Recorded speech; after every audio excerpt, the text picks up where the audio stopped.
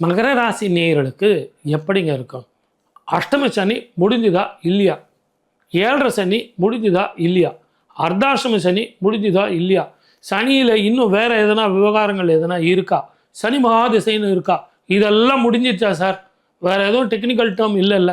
எதுவும் இல்லைப்பா, பயப்படாதீங்க. சனீஸ்வரர் உங்களை முழுசாக விட்டுட்டார், பயப்படாதீங்க.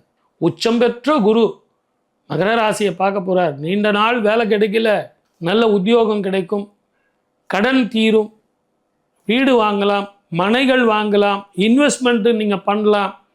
அதே நேரத்தில் சொந்த தொழில் பண்ணுறவங்க ரொம்ப அகல கால் வச்சு பண்ணாதீங்க. ஜென்மத்தில் ராகு இருப்பார், உங்களுக்கு குரு பார்க்குறாரு. ஆகவே அற்புதமான காலம். படிக்கிற பசங்களுக்கு நல்ல படிப்பு படிக்கலாம், கணவன் மனைவி உறவு மேம்படும், குழந்தைகள் பாக்கியம் கிடைக்கும். அதிகமான சுப பலன் கிடைக்கிறதுக்கு என்ன பண்ணோம் அப்படின்னா, ஆலங்குடி அப்படிங்கிற குரு கோவிலுக்கு போயிட்டு சொர்ண தீபம் போட்டுவாங்க. பசும் சாணம் இருக்குல்ல, அதை நல்லா உருண்டை பண்ணி குழி போட்டு நெய் ஊற்றி தீபம் போட்டிங்கன்னா அதுக்கு பேர் தான் சொர்ண தீபம். வெத்தலையில் வச்சு நீங்கள் ஆலங்குடியில் போயிட்டு இந்த தீபம் போட்டு வாங்க. போட்டு தான் பாருங்களேன், இது கிடைக்கும், அது கிடைக்கும், எது கிடைக்கும்?